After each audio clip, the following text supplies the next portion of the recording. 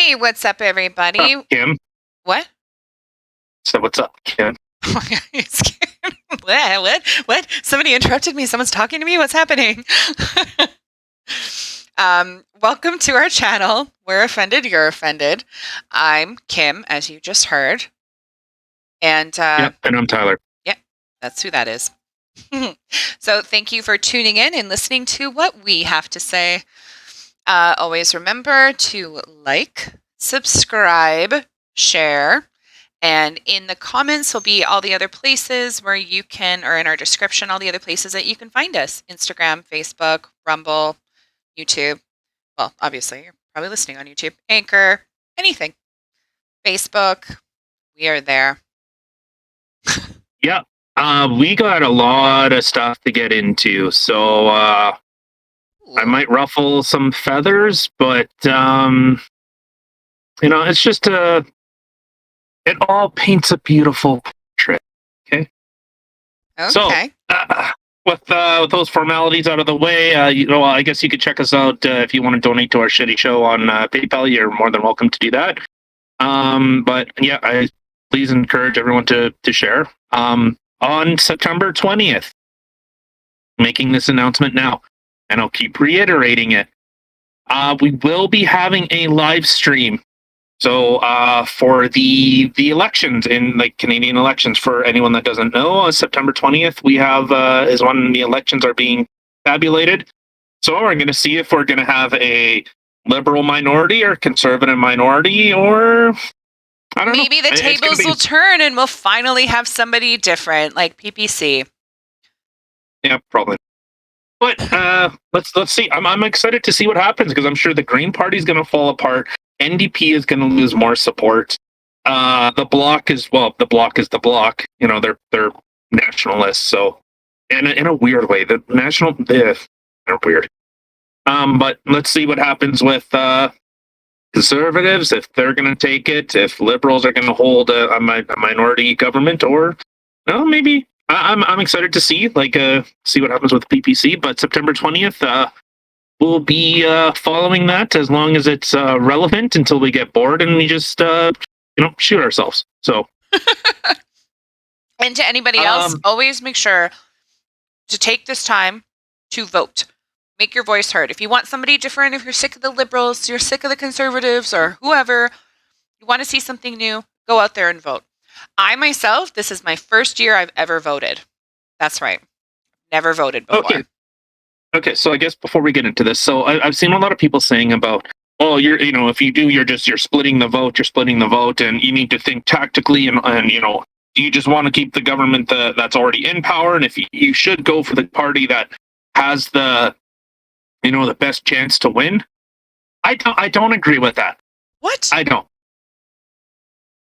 What? That is a stupid thing to do. Like, oh, go for the one that's got the better chance to win. What? Well, so it's like it's voting for the lesser of two evils, instead of voting for something that you believe in, or someone is literally saying the same things that you think. Instead of voting against something, you should be voting for something. So let's say, hypothetically, Trudeau, he has his policies, and he's made them very clear what he wants to do and what policies he wants to continue to push in the future. And say, okay, well, if you're voting against something, you're never voting for something. And I think that is a terrible way to do politics, and I don't know. Like, would you? I don't know. It's just I can't even think of an analogy that would even make sense. Like, would you vote for? I don't know. Would you vote for something you don't necessarily agree with, but it's better than the alternative that you already have, when neither one are really speaking to you? I think that's why most people don't vote, is because a political group isn't saying what they're feeling and where they think the country should be going. And that's why we have a democratic process, is you vote for what you think, what you believe in. And for a long time, like a lot of the parties, like, I probably would have voted Liberal if the Liberal Party was the Liberal Party of yesterday, not not what the Liberal Party has become today. Those are two very different political factions. One's almost quite authoritarian and quite communist, but if anyone wants to disagree with me, just remember our wonderful blackface in charge said that he admired China's ability to dictate what people do. He admired Cuba's ability to do that type of stuff. So, take it from the drama teacher's mouth. He's made it very clear of where his political leanings are, and that the self-identified feminist that has fired probably more women out of any cabinet position than any leader before. But you know what? Hey, that's just me. That's me. Vote for whatever floats your boat. Wait, did you just say he is a self-proclaimed feminist? The feminist ally. Yeah, and he's fired more women in prominent positions than I think any other prime minister ever has. He's also had the most ethics violations than any other prime minister in history. Actually, he has more ethics violations than all other prime ministers combined. My God, are you serious? Yeah, for 150 years or 152 years of Canada's existence, he has more ethics violations than all others combined. So those that hated insane. Stephen Harper, okay, remember, this guy has more than all of them combined. I can't even wrap my head around that. That's crazy. Yeah. So we're gonna look at a couple of things. So with that out of the way, tweak your nipples, grab your favorite drink, grab your popcorn, because we're gonna go for a ride. Oh, maybe. Oh shit! Sorry. Okay, so this was from Global News, and it is titled, in quotations, "I agree with the impatience. Trudeau says he understands frustrations of Indigenous leaders and Afghan war vets." So we're going to focus on one side of this. So federal communist leader Justin Trudeau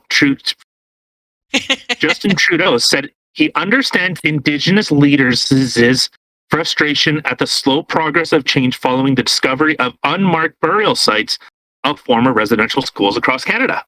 Chief Roseanne Casimir of the I'm gonna screw this. Tikimloops T Sikwepemik. I tried. Okay, First Nation, which announced the remains of 215 children at the site of Kamloops. Obviously, what sparked this whole thing. But the chief was disappointed by the glacial pace of change, saying reconciliation has failed to be a key issue during the federal election campaign. Okay? The chief has stated as saying, "From what I have witnessed to date, there's really little to no real discussion other than a few headlines that have been mentioned and tossed around during the debate." Which, you know what? And I remember saying this before. Watch, this will be a talking point because they're all going to try to virtue sig. And you know what? I'm a little surprised that there wasn't actually more done on it. I'm a little surprised. And it's kind of, who is that? Rob Canoe? Or Wob? Wob, I believe it's Wob. So, I feel like I've seen more be done with like the Black Lives Matter and stuff than this, weirdly enough. Well, because it's politically easy. It's politically easy for him to take a knee with people that literally wanted the destruction of Canada and Western civilization, saying that it's all founded on racism. You know what? Maybe to an extent, but you're the leader of the super progressive, the super woke. Well, his dad supported it, and in fact, he helped it. So, whatever. So our blackface in charge was stated as saying, "I agree with the impatience that people feel," he said. I agree with the impatience that Indigenous people feel because I feel it too. Bullshit. We need to be moving as fast as possible. So I'll say this: if he did actually feel it, there is more to this article, but it's just more of the we strive to make sure that people are included. His very long-winded answers, then that there's going to be a committee or something, the typical stuff that he says. So there's been so this is one article, and we have a few more. And I remember saying it's going to be a political talking point that more needs to be done. All right, I'm going to come out with a crazy thought. What if we gave that land to them, or should I say, gave it back? You shut your Not mouth. crown land where they can be replaced as long as once they find that some resource underneath it is more beneficial to the people that live on it.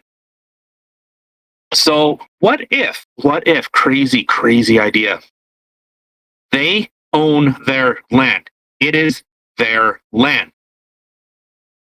What? That sounds crazy. Would that be a crazy thing to think? Well, I guess if you're the government, probably. You can respond. Can you not hear me? Well, it must be, because then you end up forcing these people to be reliant on you.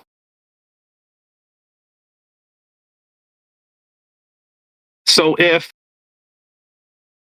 you were handed out things, if you were just given, no, I hurt you now.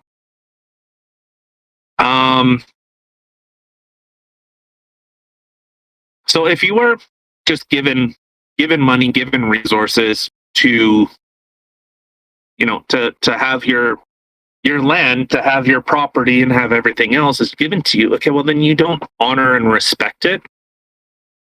And I don't see why those territories cannot be their own jurisdiction. I don't get it. I don't get why that can't be a thing. And I would love to hear, maybe someone that has a more informed decision on this, but why can they not just have their land? They own it. They own their own destiny. I think I've said those words before. They can have their, maybe like a tourist thing. They can have something where, and unfortunately, the world that we live in, unless it's worth something, we just don't care about it. So I don't know. I think that would be better. I think it would be better for them, because then they are in control of their own future, as opposed to the government just letting them do it. Yeah. There's some communities, like, in the US, where, like, the police there, if a police from one jurisdiction attempts to go into a jurisdiction of a reservation, they have no authority there. You're in the wrong jurisdiction. But it's, the RCMP just kind of, oversees everything. So I don't know. But so in terms of the the residential schools thing. Hold on. Sorry to interrupt, but when you're talking about, like, them owning their own land, I don't know if you heard me before, but yes, definitely, I completely agree with that. I think that would be very beneficial. But in the States, which you might not even know, but in the States, is it different there? Like, do they own their own land down there, or is it the same type of thing in the United States as it is in Canada? I don't know. I don't know to the extent that they have autonomy over their own. I guess their own. I don't know, their own land. I do not know. I don't know if it's individually owned or what. I'm not 100% sure, but I think they actually, in the States, I believe they actually have more autonomy within their own jurisdictions.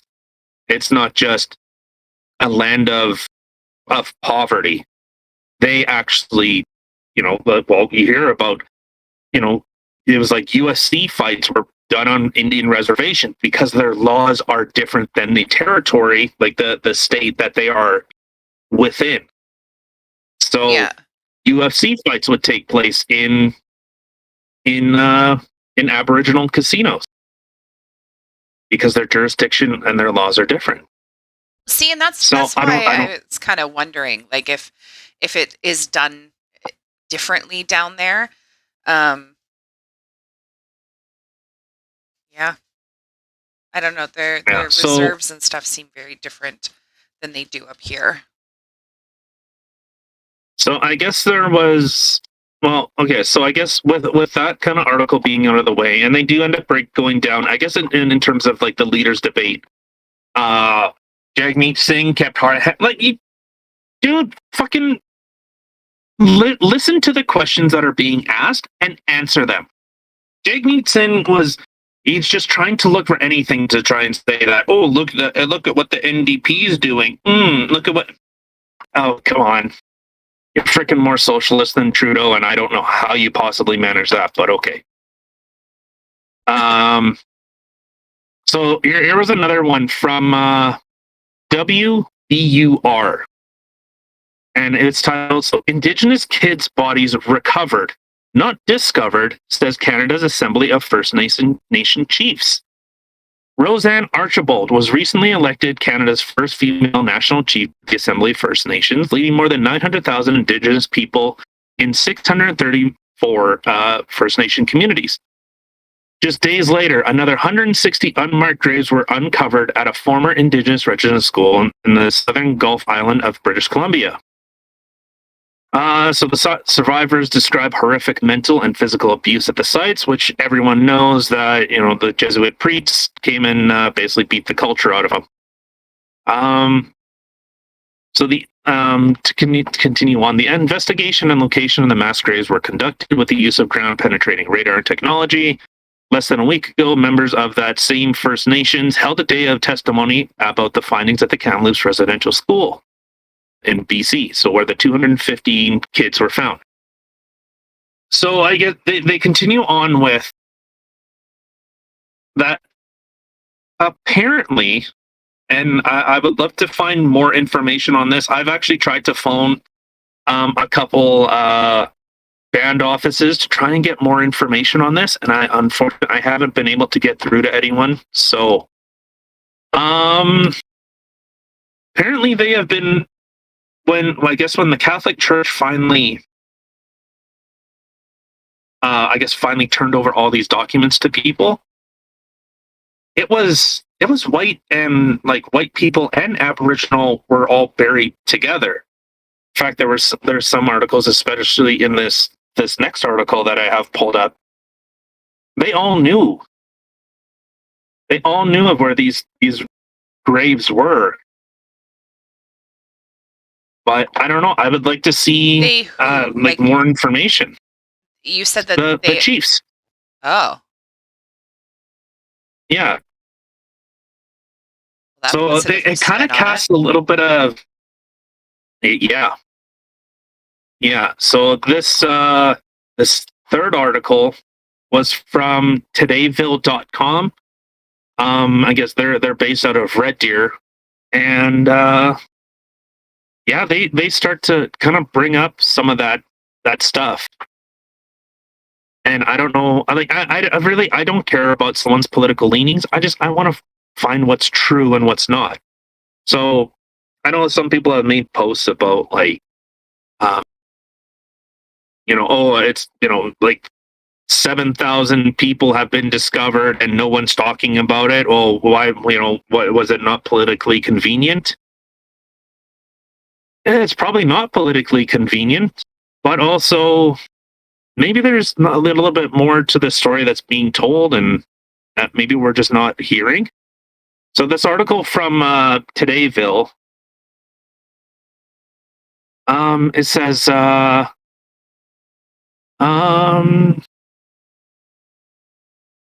so to emphasize the perfidy of the people who'd abandoned these children to the cold earth, the trust fund product poised, head bowed, with a teddy bear at the Saskatchewan cemetery. Yeah, so another photo op. This is reference to Trudeau.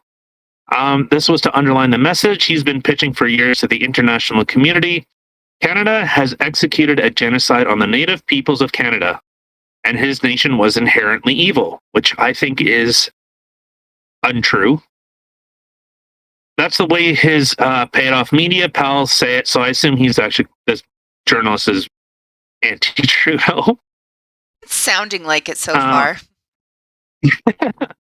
So in the papers and on electronic media, they were admonished calls for criminal charges, investigations of the Catholic Church. The suddenly uncovered mass graves were proof of denying the past. Woke Toronto journalists competed for who could damn the killers of the residential schools, or residential kids, who supposedly been murdered and dumped in shallow graves behind the schools at midnight.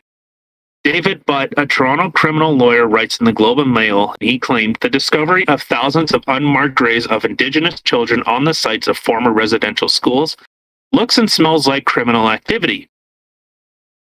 Activist firebrand Robert Jago said anyone questioning the validity of his own genocide allegation should be considered equivalent to Holocaust denial and punished as a hate speech purveyor.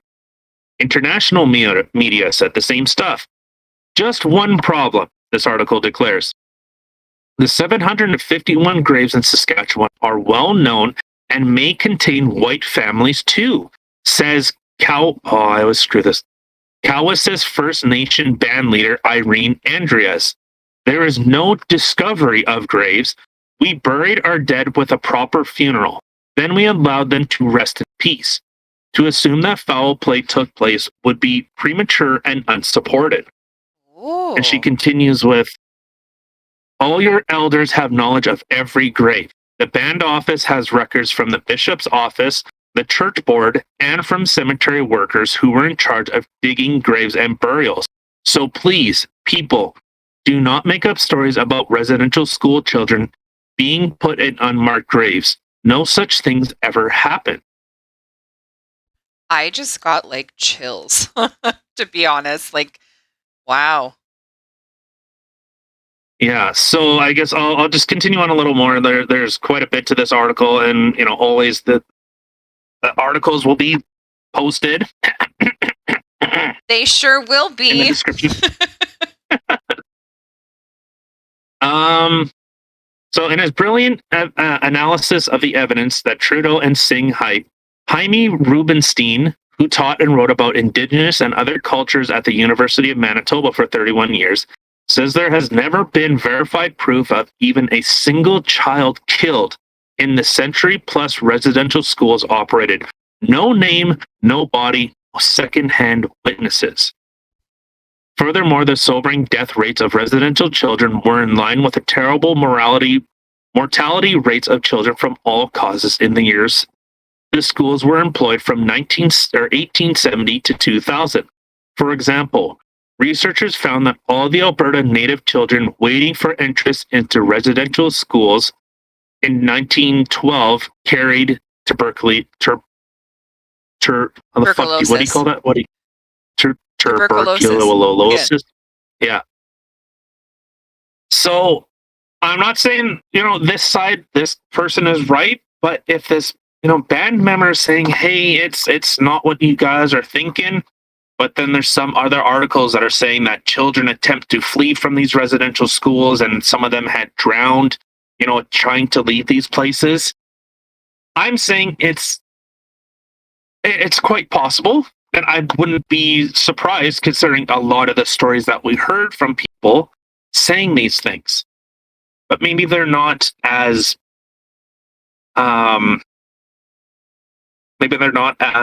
absolutely, I don't know what's the right word. Maybe not so sinister? Just evil right to the core. Yeah, maybe more as sinister. I don't trust me. Like, I don't agree with forcibly taking people away from their parents, forcing them to learn something. And I think it was wasn't it Trudeau saying take the native out of the man or something, or take the savage. Said something really fucked up. So I don't know. But if you have First Nation members, and these are the only people that we can really take the information from. I will take it from the people that have the most to gain or to lose from what they say. Yeah, it's the people who it's involving. Yeah. Like if I, just as someone is saying, like, trust me, politically, this Irene Andreas has a lot of sway in this type of stuff. So if there are more people that are saying, similar things or saying things to the contrary, I would love to hear it. I would absolutely love to hear it. But, when a band member is saying, no, everything isn't what's being reported in the media, I don't know. It's I'm just I'm pulling oh god, I'm just a Jesse Ventura freaking guy. I'm just asking a question kind of thing. Well, I'm just asking. I would love to know. I would love to have like a definitive answer. And it is good that there are these inquiries, and I don't know, just the day of reconciliation is such a fucking slap in the face. I think it's so disingenuous.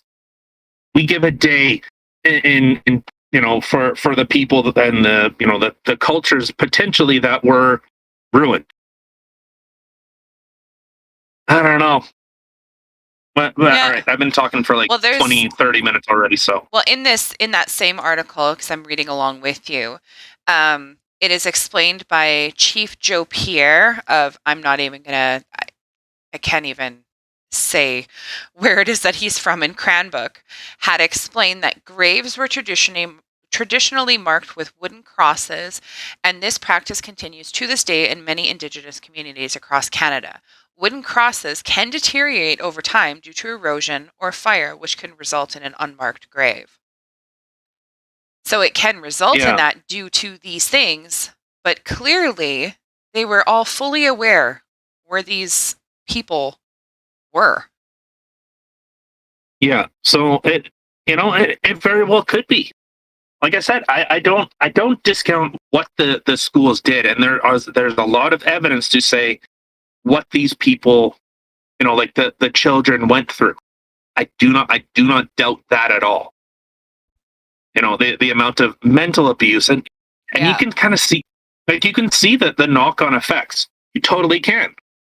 There's a lot of Aboriginal people that, they end up turning to substance abuse. You see the communities where I wouldn't be surprised, and I've heard a lot of information, and I wouldn't be surprised if it was similar in Canada, that most minorities, especially ones that were oppressed by the government, so like in the US was typically African, like, Black people were historically oppressed by the government.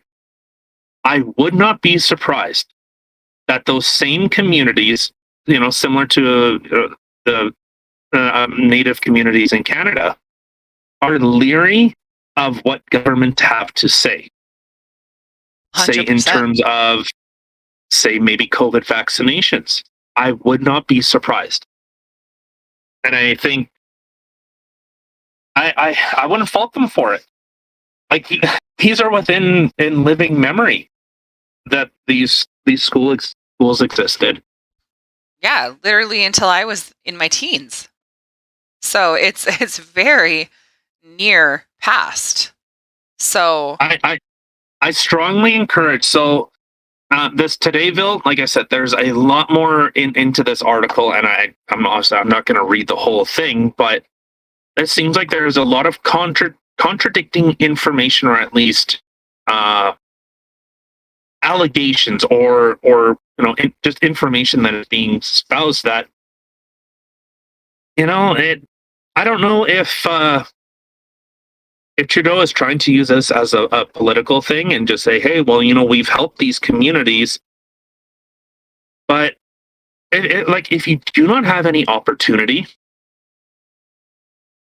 anything will never survive.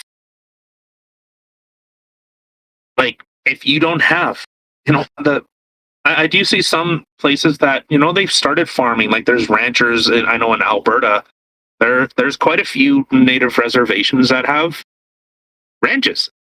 They have farms, which could, like, why would you not want people at least contributing to their community? And like I said, I think it'd be cool to go to the reservations and learning about their culture and their history. Absolutely. But yeah, I don't know. I found this kind of, and I always seek like the counterpoint to someone's accusation. So you know, if you just hear something negative, like, well, perfect. This is a perfect example that, well, the government just helped kill all these people and everything else. And then you hear a counterpoint, especially from the people that have everything to gain, everything to gain. And by countering that point, have only things to lose. So It's kind of I don't know. Um Impeccable timing, I guess. Right when we're in the midst of people hating on Trudeau because of the whole COVID situation, then all of a sudden this kind of comes into play just before elections. And, he's given people a day and saying all these things and trying to get justice for them. Just kind of seems like impeccable timing. Very, I could see definitely a political stunt type thing. Like, it'd be one thing if this came about midst. called pandering. Okay. It's called pandering. Okay. So it's pandering is when you, well, this is a perfect example of saying, well, hey, natives, didn't those residential schools piss you off? Well, I'm going to do something to fix that. Don't we hate how government destroyed your communities and your cultures? Well, I'm going to do something about that. And then they don't do something about that. Yeah. So they're pandering to those crowds. So, like, if you see, well, a good example, Best Buy. Oh, well, we're taking up social justice causes. Are you? I mean, they claim that they are, but the only reason they are is because they're pandering, because their marketing group says that this is the in thing, is to hate, to hate North America, to hate Western civilization. So you're just pandering. I wish we could go back to the days when corporations were just greedy, evil fucks, and everyone hated them because they're greedy, evil fucks. Yeah. I don't need a, if I go and buy something, I don't need a lecture in why being white is bad. That's pandering. Okay. Yeah. That's what they do. Yes, it is. I did not know that the word for it, but 100%. Now I learned something new today. Speaking of pandering, these zucchini things, oh my God. The what? That fried zucchini? My God, right? That was so good. Dude. I know. To anybody who's listening, on the weekend, totally way off topic here, we had Luther Burgers, which, if anybody has never heard of such a thing, it's basically taking a honey glazed donut and using that to replace the bun, which sounds like something On a hamburger. fat person would eat. 100%, yes. And it sounds absolutely disgusting, and it's weirdly good. I mean, I personally couldn't have more than one, but it's weirdly good. But anyway. Yeah. So yeah, it's terrible for you. It's terrible. Really? I couldn't. Absolutely terrible. Yeah. Wow, I had no idea. I thought it was super healthy. But actually anyway, so he made also deep fried zucchini fries, I guess, yeah. Holy crap, were they ever good. And surprisingly enough, not as bad for you as I thought they would be. Like, the amount of calories and stuff like that actually wasn't that bad. But they're not deep fried for very long. It's not like they're sitting in there for a very long time, but just to get the outside nice and crispy. And oh my God, they're so freaking good. I don't think I've ever eaten so much zucchini in my life. All right. Okay. So anyways, yeah, I don't know. Like I said, I like seeing the counterpoint. I like being proven wrong. I like being proven wrong in certain things, because I was originally saying, if you think this 215 is a lot. You've seen nothing yet. There's going to be a lot more reports are going to be coming out because now the focus and the spotlight has been put onto this. But it is nice to see, like I said, that this possibly aren't as nefarious, aren't as evil as possibly everyone thought. But yeah, all right, you got anything to say? In regards to, well, I mean, I just I don't doubt that the hardships that they had in those schools are anything but factual and true. I know there Yeah, are so many people who are suffering from PTSD and stuff like that for the hardships that they had gone through, and it's super sad. This doesn't take away anything from that, but just very interesting to find out that it's, yeah, not quite as sinister as everybody may have thought. Like, oh my God, these people were just dumped in these graves and no one even knew about them. And now the families, all of a sudden, now they're finally going to know about them. And it's just kind of nice to hear that at the same time that it is kind of bullshit and that these people did have proper um, mourning real. and Yeah, laying them to rest in a proper way. Just because their crosses are no longer visible doesn't mean that they were just discarded. So that yeah. is quite reassuring and nice to hear. And Well, I guess it goes. Oh, sorry. no, I was just going to say, and I'm glad to hear this from reputable sources, not just some bullshit. And it just kind of, I don't know, makes me have my skeptic house look on the government even more. Yeah. Well, and it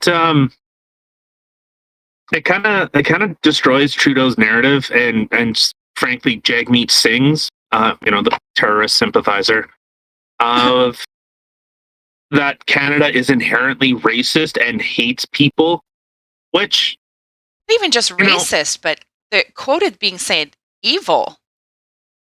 yeah, Evil. Like, yeah, Canada is evil. Well, you know what, Jagmeet Singh, please go to one of the countries that you advocated for. Please go there and tell them that they're evil and they should change their ways. oh my God. Okay. I'm sure the lot of the people that are arguing for this type of stuff. Please go to the places. Go to those. We all know the places where they frown on gay people. Where you'll be thrown off a roof for being gay. Where like here in certain countries, gay dating apps are booming, booming in those countries. Really? So, oh fuck yeah, yeah, Just surprising because you have, like, well, I mean, I don't know what countries these things are booming in, but if you look at some places, I don't know if it's in Jamaica or Africa or even both, but in some of those countries, like, it's literally, you will get like stoned to death. You will get yeah, murdered if you are gay or whatever. yeah, yeah. So if you want to say Canada is racist, is homophobic, is whatever, ist and phobe, you are being so disingenuous. And you're actually making the situation in other countries worse. Do you think people don't see what happens in other countries? Like, to say, oh well, Canada is super racist and then they're they just can't wait to beat the gays and they can't wait to to find a black or a native and just string them up like I don't know, like a Christmas ornament. No, no, that is so disingenuous. That is so untrue to the point of absurdity. There are people like racism will always exist. Like there's always going to be a fucking Klansman. There's always going to be a Black Panther. There's always going to be a white nationalist group. That's always going to be a thing. But is that the majority? No, No. not even close. I can't like I can't even think of anyone that I know. I can think of one person that I know is absolutely a racist. Guess what? I don't talk to them because they're a fucking racist. They hate other races. I don't talk to them because of it. Flat out. So to say that Canada is racist, I see all walks of life. I've met people of different nationalities, of different backgrounds. I don't know. Have I ever talked about that story in when I was in Fargo? Did I ever talk about that on the podcast? Talk about which, sorry? The incident that I had in Fargo. I don't know. Please tell a little more. I'm not sure. Okay, so if I did, I apologize. But if I haven't, well, then here's a shitty story. So I was at a shop in Fargo, and anyone that doesn't know, I drive a semi, and so after I fueled up the truck, and I was leaving, like you go inside, you grab your coffee, you grab your receipts, and then you leave. And so as I was walking out, there was this black guy. He can't remember if he was. I think he was behind me. Whatever. It doesn't fucking matter where he was. But so me and him are more or less leaving at the same time.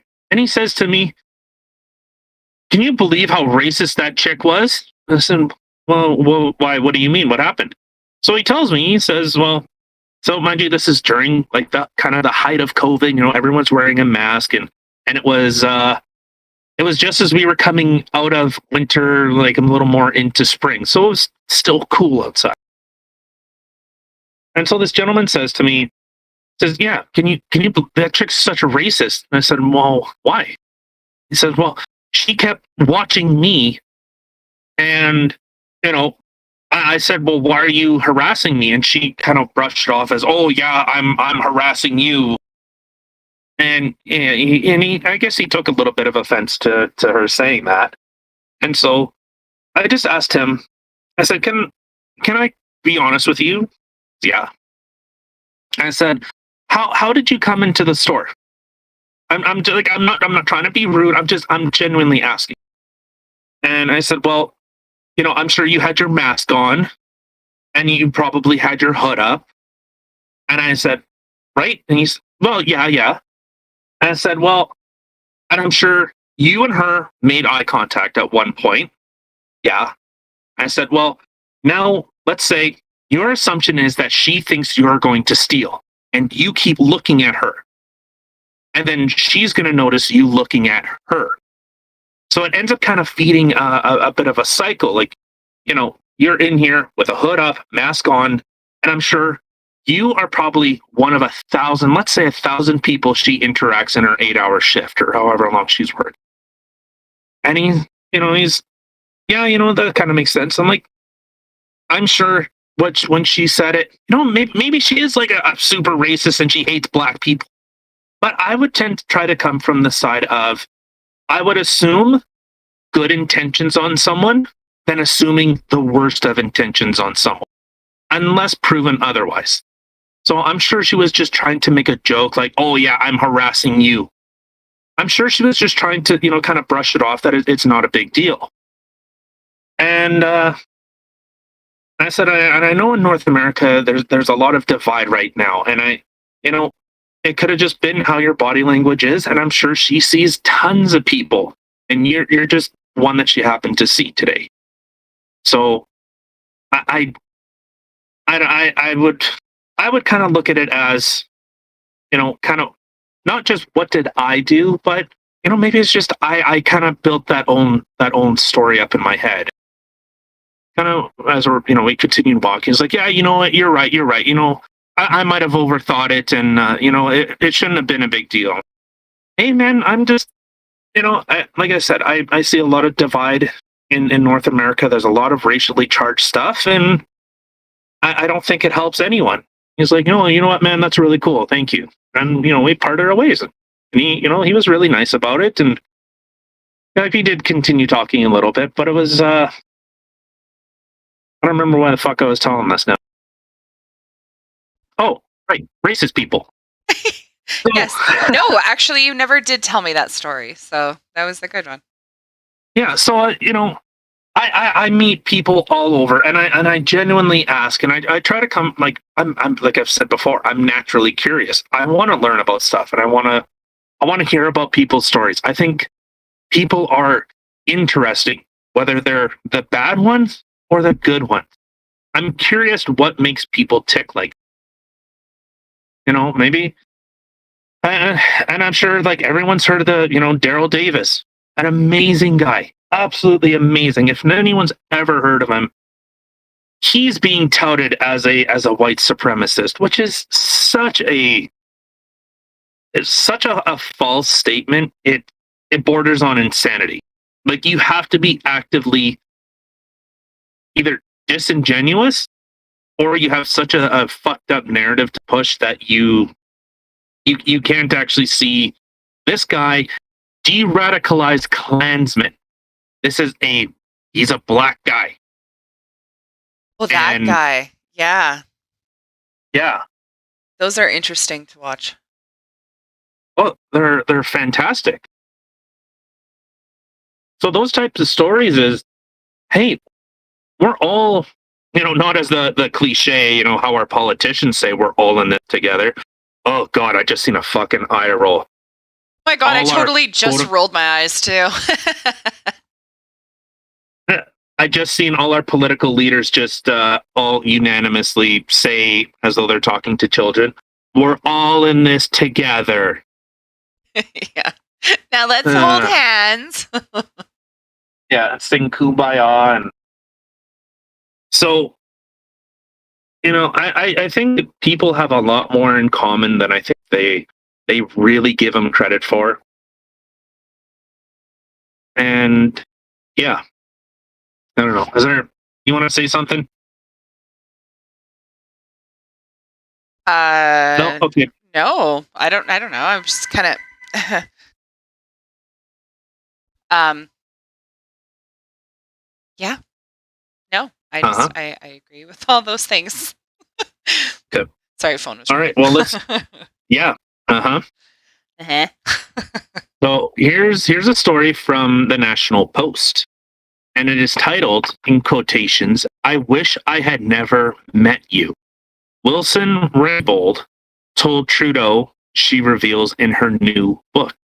So Wilson Raybould, so Jody Wilson Raybould, for anyone that knows, she was the oh God, what was her position? Justice Minister. Yeah, and yeah, she was our Attorney General. So it says Wilson Raybould says she's mad at herself now for having once thought Trudeau as an honest and good person when, in truth, he would so casually lie to the public. That's Mm. pretty. So on the day Prime Minister Justin Trudeau formally removed Jody Wilson Raybould as Justice Minister and Attorney General, she approached her successor at the cabinet swearing-in ceremony to deliver a cryptic warning. First, she congratulated David Lamenti on his new role and offered her assistance in the transition. Then, purposely, with Privy Council clerk Michael Wenrick standing within earshot, I offered Lamenti a warning. Be careful. All is not what it seems, Wilson Raybould writes in her new book. Indian in the Cabinet is what it's titled. I looked directly at the clerk when I said it. Lamenti replied, noted. So, for those that don't remember,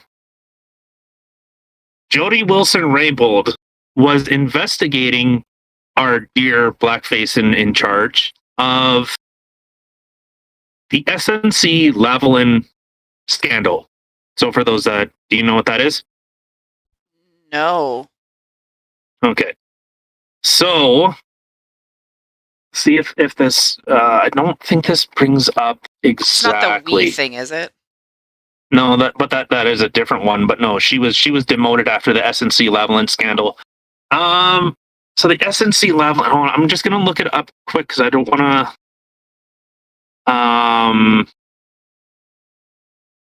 I don't want to get the Scandal. Scandal. I don't want to get the things mixed up. So, yeah, the Justin Trudeau interfered with Parliament, telling them not to investigate the SNC level, and I think they were given contracts that Justin Trudeau said that they should get it and just shut up and don't investigate this. She was in charge of it. So an Aboriginal woman in a very prestigious and like a highly regarded uh, position in our government, our Justice Minister and Attorney General, he ended up demoting her after she said, "No, I'm going to continue looking into this." Oh. Yeah, so recounts the story how she cautiously but optimistically entered politics, Canada's first Indigenous Justice Minister, and then fought against the control exerted by Trudeau's top staffers, Gerald Butts and Katie Telford, until it erupted in the SNC Lavalin scandal. Yeah. So, this self-proclaimed feminist and woman fighter and pushed for all these types of stuff. For anyone to continue to support this types of stuff, and I'll bring it up again. Female genital mutilation. He was in support of it. I shouldn't say in support of it, but we had to change our wording. We left it out of our new people to Canada frickin' package. I'm in total support. I'm for different cultures. I'm for different people. And I've said it before. When you come to Canada, here is our Charter of Rights and Freedoms. This is the document you are agreeing to abide to if you come here. It is just like if you sign on with a company and they give you a big sign-on package and they say, you will do this, you will not do this. If you have a problem, these are the people you need to communicate with, blah, blah, blah, blah, blah. They give you the policies and procedures that are acceptable or that are done within this organization. So if you start doing stuff, and there have been reports of in certain oh my god, what is a Muslim freaking church called now? It's not a synagogue. That's Jewish, isn't it? The fuck are they called? What kind of church? Like Muslim, East Indian, like Muslim or whatever. Doesn't matter. Anyway. That they have actually been holding Sharia law courts in those churches. Which is, Sharia law is, for those that don't know, women are second-class citizens. Women and men cannot be together. Women do not have the same rights afforded to a man. So you want to talk about, accepting other cultures? No. That type of stuff, we say, you leave that back wherever the fuck you came from. Because no, we don't have Sharia law in Canada. And anyone wants to look it up, there have been many reports of Sharia law being exercised in Canada, where these women or these people will not go to the church or will not go to the police. They go to the church. So, this is the type of person that's directly leading Canada and says that we should be a shining beacon, but Canada's evil and racist, and we have kind of, yeah, right. But but now Mrs. Wilson-Raybould, it sounds like she actually she had morals and convictions, and she was trying to do the right thing, and she was pushed aside. Yeah, because it's not like he wants anybody sitting there investigating shit that he's done wrong. Like, forget it, get out, keep it hush hush. Yeah, it's well, yeah, it's corruption, but yeah, we have a strong. What does it say? As she lost access to Trudeau, Wilson-Raybould said she began writing memos to try to get his attention on various files. Eventually, the Prime Minister's office's frustration with her boiled over in June 2017, when Nicholas Mackenzie was called into a meeting with Butts and Telford. What is wrong with your minister? She is fighting with everyone, Butts said. So, according to the book, they list all my transgression. I can't be in the room alone with a prime minister and cannot give documents to the prime minister. Later, she says she told the Trudeau, she talked fuckballs. She talked to Trudeau in the House of Commons and asked him to describe her. He was silent for a period of time, looking thoughtful, she writes. Then, with a half smile, he said, "You, Jody, are challenging and infuriatingly headstrong, but that is why we love you." So, someone that was actually, oh, actually, this article, I didn't see this.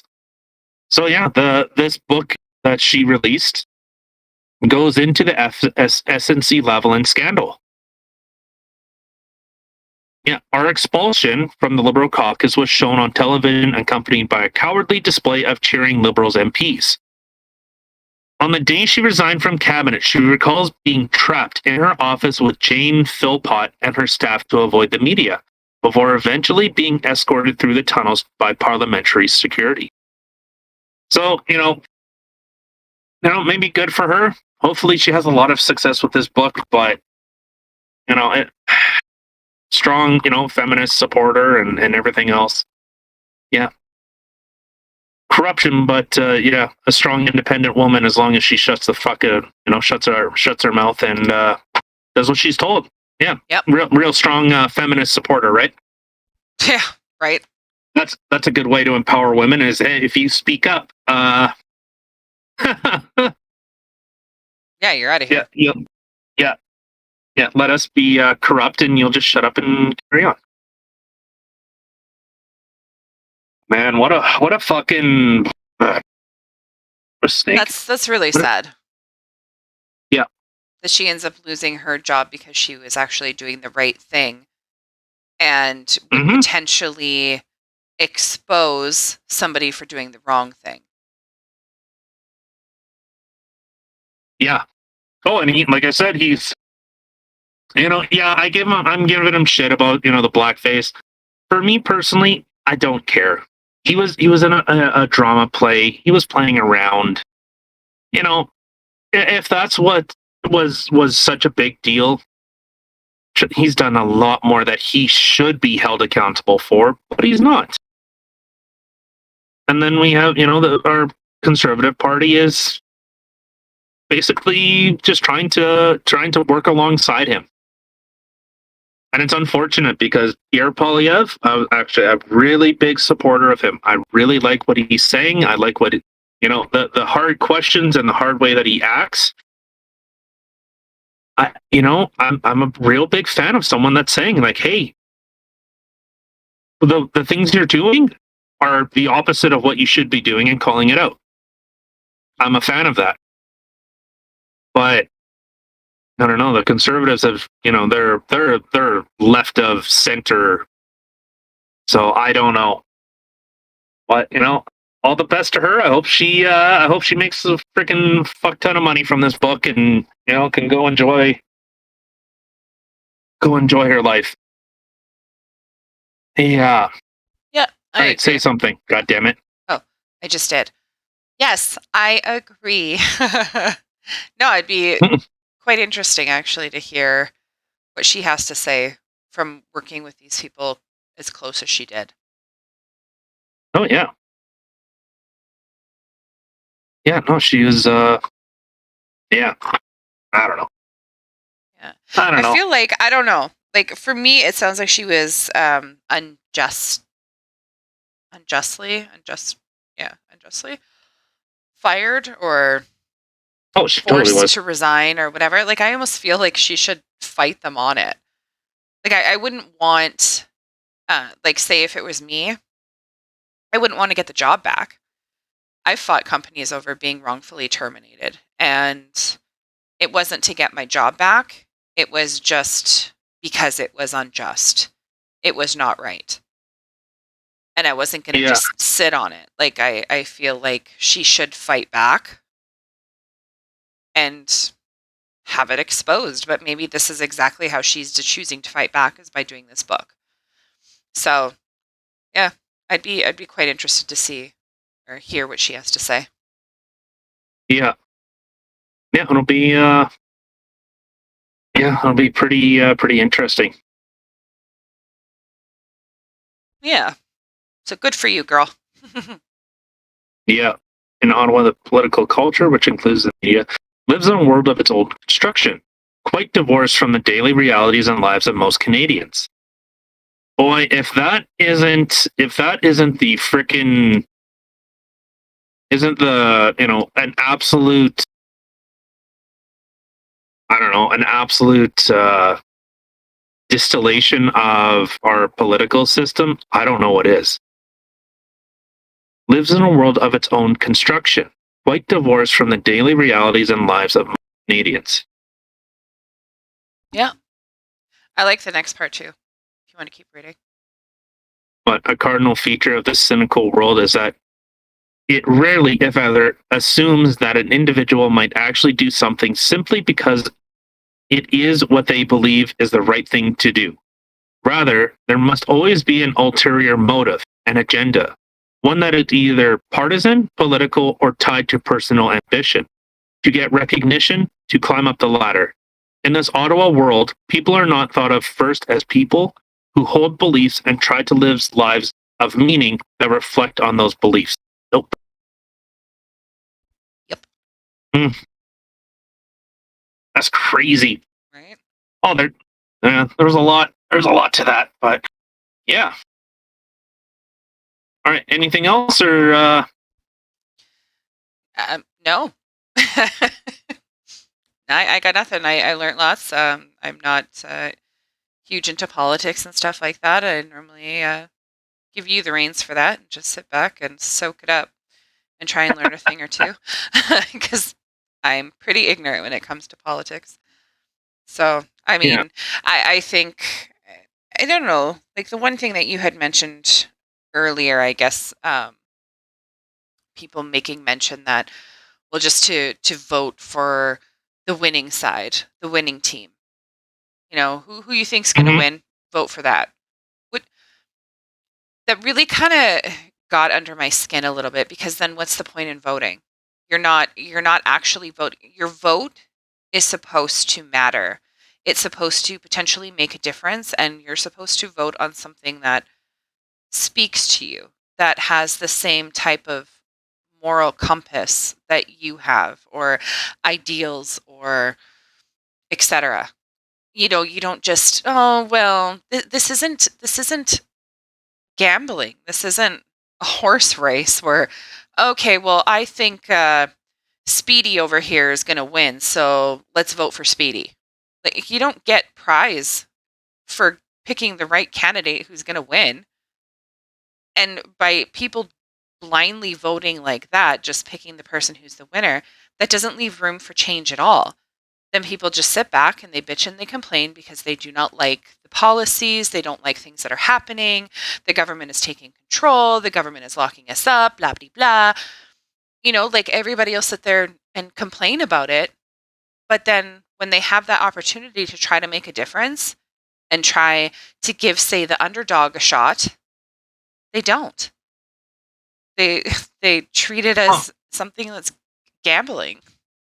So I was listening to Tim Pool a little bit earlier, and he brought up a really interesting point. So in terms of like U.S. politics, so they say that, well, the point that he had brought up was Trump or Biden wasn't elected; he was anti-elected.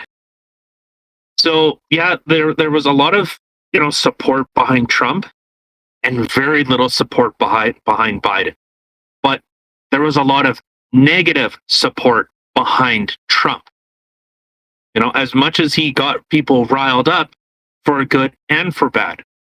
So, now the U.S. and even in terms of Canada, we have a lot of the knock-on effect of, well, Trump is evil for evil's sake. And you know what? I'm sorry. Anyone that hated Trump and said Trump is dumb because Trump is dumb, sorry, your argument is irrelevant. It's literally useless. If you could talk about policies, okay, let's talk about policies. You attack the ideas, not the person. What I always say, and that's what I always try to go after. I will go after your ideas and say why I think they're wrong. I'm not going to go after you and say why you are wrong. I'll always attack the idea, don't attack the person. So, a very good way in looking at it. People should take note. So, excuse me, sorry. So if you're just going to say, I am going to vote against something. Sorry, I have a hiccup. You will never be happy with what you get. So now people in the US and in turn, similarly speaking in Canada, you are now reaping what you sowed. People hated Harper so much. They ragged on him over and over. And, Trudeau seemed very soft-spoken. He seemed like he had an idea at the time. And then just more and more and more stuff. His friends got rich. His family got rich. People complain about U.S. politics corrupting. But you're seeing the same thing happen here. The funny thing is, sorry, go ahead. I was just gonna say, but this is tribalism, where only my team needs to win because my team needs to win. Why? Yeah, I remember. That makes no sense to me. That makes no sense. That and I said I voted. I didn't vote for liberal or conservative. I didn't, because neither one of them were speaking to what I am looking for out of Canada. It has nothing to do and I'll say this. The second you tie your name to something, there's always going to be something that someone's going to have to vouch for. Like I just seen, it was a PPC member just got charged with, I guess, assaulting Trudeau. Like people were throwing gravel at him, and don't do that. Don't do that. Don't fucking throw rocks at people. Like, come on. Are we going back to fucking whatever shit country where we stone people? Is that what we're doing here? You're stoning a politician. Yeah, that's just gross. How fucking stupid. Well, in any argument that you may have had because of those actions, sorry, that was beyond childish. And yeah, exactly. Like, I don't want to listen to what you have to say if you're going to be that gross and do something that childlike. Like, hey, yell at the guy. Yell and tell him, you're doing a shit job and we hate the job you're doing. Please, by all means. By all means. Even though we don't have free speech in Canada, I support your right to call something out that you don't see right, or you see an injustice in it. By all means. I support that. I don't support people suddenly start throwing rocks.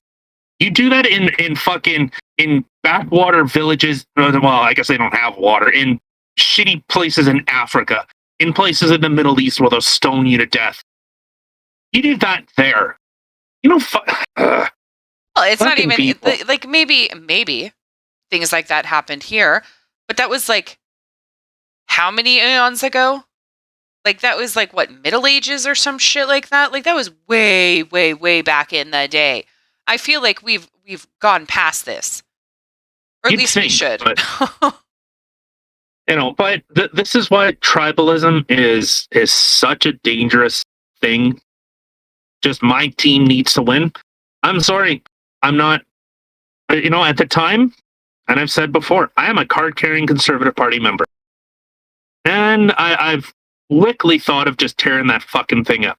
because O'Toole went from, speaking things that, I'm in support of, to now changing it. He was saying no vaccine mandates. Okay, well, he flipped on that. Oh, the gun restrictions that Trudeau implemented. Okay, he flipped on that. There are tons of the carbon tax. He said he was going to repeal that. He now flipped on that. I'm sorry. If you're going to vote for conservative, you might as well vote for liberal. Sorry, Mr. O'Toole. That's just how it is.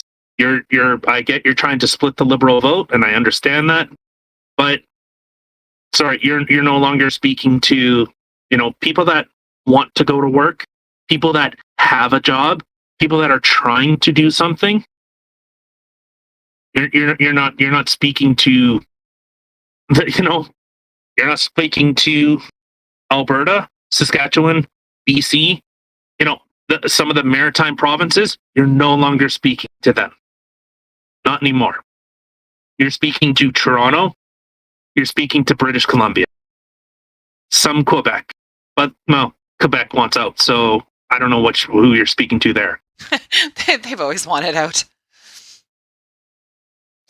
So it's a gamble. You know what? I'll give him that. He's taking a risk, but you're not speaking to the base. Like, it's, yeah. That's why tribalism is so dangerous. I agree. See, the one thing that you were mentioning about how... Purple wave. What? What? Watch for the purple wave. Okay. The one thing that you had mentioned about how people hated Harper so bad that, people voted oh my God, I almost said Trump. Whatever. Trudeau. Okay. When he won, I don't remember hearing anybody be like, oh, Trudeau got in. I'm so excited about these things and these things and these things. No. All I would hear is, oh, he's so young and he's so good looking for a prime minister. Like, everyone was just focused on his age and how he looked, which, I really don't think he's this heartthrob that people were talking about. It's, but like, that's all that you would hear people talking about. It had nothing to do with his policies. It had nothing to do with his broken, empty promises, nothing. It was all just his looks. And then you have also, when you think about, okay, in the States, so there's a lot of people who would say, again, they didn't like Trump. So, well, the only other potential option that could maybe beat Trump is probably Biden. I don't really like Biden, but I don't want Trump, so I'm going to vote Biden. And that's the thing, too. That goes back again. Anti-elected. Yeah. Anti-elected. Yeah. But it goes back to, again, people voting for who they think is going to potentially win or who could win. If you didn't want Trump, but you didn't believe in what Biden had to say, or you didn't even like Biden, why was anybody voting for him? I'm pretty sure there were other people who were in the election that were more fit, cognitively, mentally, everything, more than Biden. But people didn't vote for those people because they didn't think they had a chance. Well, I'm pretty sure if everybody then decided, okay, well, let's all vote for this underdog, maybe you guys could have actually made a difference. You could have voted somebody good in there. So I'll say this. This might sound controversial. Hitler was a very persuasive leader. He knew how to speak to the country of Germany. He knew how to. You can't deny it. You can't deny that he got people excited. He got people rejuvenated. They got their pride. I don't just hold on, okay? Hold on. Let me grab a shovel and dig myself a little bit deep. What I'm saying is he energized a country. You need that from your leaders. You need to have someone that says, I'm in your corner. I'm sorry. Not how Trudeau says, I have your backs. Maybe with a knife in it. So remember, when he said that I have your backs and I supported you. Well, look at all the people that are now getting screwed on their taxes. So that's the no. It's getting excited that I want, like, for me personally, I love seeing like my friends succeed. I love seeing my friends achieving something. Like I kind of have a bit of a running war, well, a friendly war with my friend that, he's in real estate. And I get excited when he says, I just closed a deal on this. Look at this new place that I bought. I'm happy for him. So I want to see people succeed, because when they succeed, everyone succeeds. And I know the whole thing, a rising tide raises all ships. Shut up. I'm saying when people feel they have the ability to do things themselves, when they are in control of their lives, I want to see people succeed. I don't want to see people getting more and more poor. I don't want to see people having more and more debt. And people they tell me this stuff. That, like, that's all that's happening. I'm getting more and more behind. I have less and less money. Yes. Trust me, I wish everyone had an amazing paying job and were happy. How many people just sit and complain about taxes and complain about all this type of stuff? You need a leader that inspires confidence, that I am willing, that I will take this risk. And I know, this is why, with Trump, he got his base excited because he was saying, I'm fighting for you. What was his famous quote? I'm an asshole, but I'm working for you. The first time I think I've ever heard a politician say that I am here to work for you, for the little guy. That's who Trump was talking to. That's why people got so engaged, so excited, because he was saying, I'm helping the little guy. I'm not helping the big banks, the big corporations, all this stuff. I'm helping the small mom and pop, the middle class. I'm fighting for you. And that type of stuff, it's infectious. It gets people excited. It rejuvenates people that have said, well, the system's broken. There's nothing I can do. What can I do? I vote, and it's either the left hand or the right hand, and they're both doing the same thing. But it was, everyone said that they hated Trump. Bernie Sanders was saying the same stuff. He was saying that the wall, like the mass immigration, was bad. Bernie Sanders was saying that, and he's on the Democratic side, or Democrat, not Democratic, Democrat side. So when you see that stuff, like Trump and Bernie Sanders were saying the exact same things. Mass immigration is bad. We need to secure our borders, getting people better wages, bringing back industries into North America. That gets people excited. It means that I am no longer being left behind. I have a fighting chance.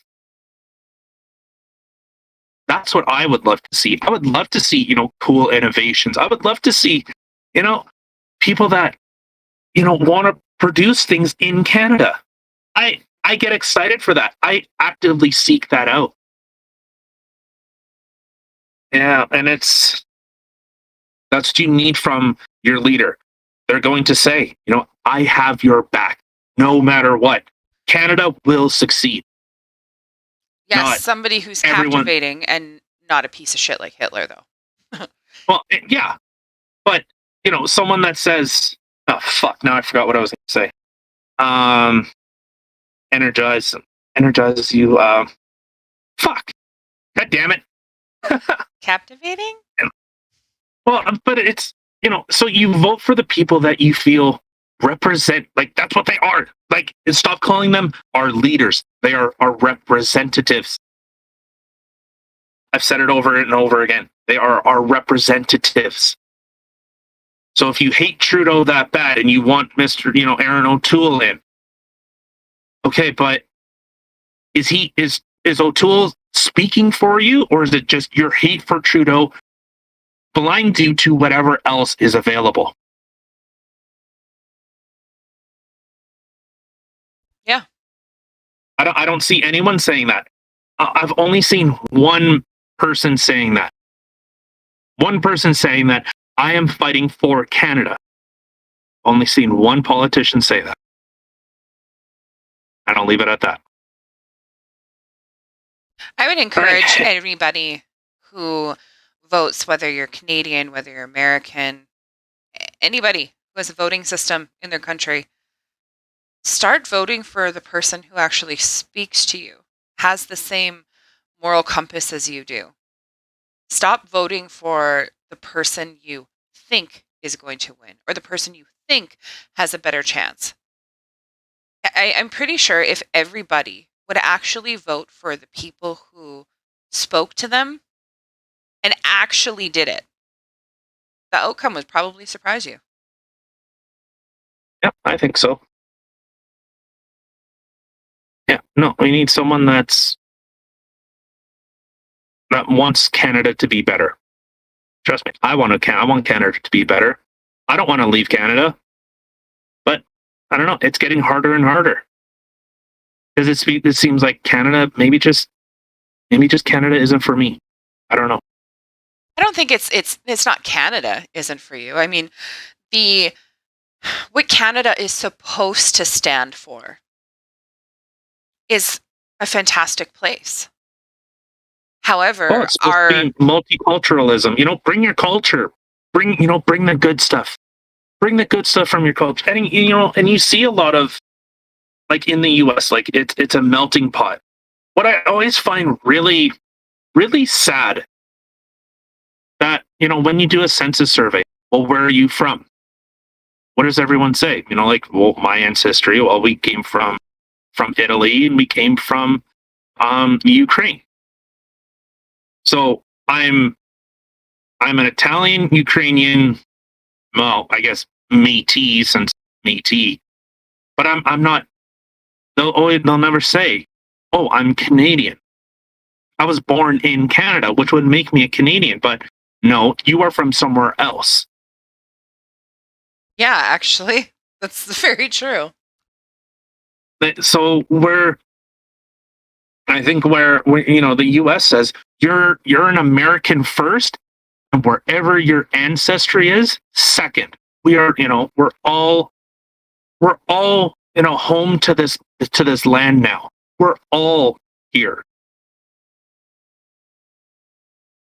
Yeah. So I don't know. I think the people who are supposed to be our representatives that are acting as our leaders, they're not representing what Canada stands for and what we should be. They're not representing us in the slightest. They're turning our country into a joke, a talking point, a meme. Like it's really kind of sad because Canada is a great place. It really is. And the people who are supposed to be representing us, they're not doing a very good job. And that needs to change. Well, and like I was going to say, like, multiculturalism, I get it. Yeah, bring your cultures here. But the problem that I see is you take in people and they can't, as bad as it sounds, they can't assimilate into Canadian culture. They end up, having these hives of, like, it's crazy to see, like, now, like, going into the States and, you go into, like, like California, you go into, like especially like Southern California, like, where it's a lot of agriculture. It's all Mexican people. And you could see the houses are reflective of those cultures. Like the terracotta roofs, the Spanish style, like that type of stuff. You see that. it feels like you're almost in a, like a, I don't know, like a, a sunny vacation destination. And okay, I understand California's, it's warm, it's hot. Yes, it is. But you can see like each place is so unique to themselves. Like being in California, you're in California outside of the homeless people and the shit everywhere.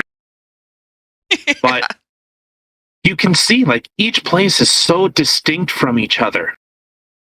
You can literally that's the one thing that I found fascinating. Going around the US, each place it's almost like its own country. It's so weird. I don't know, maybe it's because of growing up in Canada, well, and especially in the prairies, yeah, BC is beautiful, the western side of Alberta. Ontario is a beautiful area. Fortunately, I haven't been through Quebec, so I don't know beyond Toronto, but it's the culture ends up infusing into those places. So you see, like places, it's what they just speak Spanish. Yeah. But it's I think like the multicultural, when people cannot even speak the language of their adopted home. Well, they can't integrate. I can't talk to someone if we can't share the same language. And I think it ends up fomenting a lot of divide. If yeah. So I don't know. Yeah.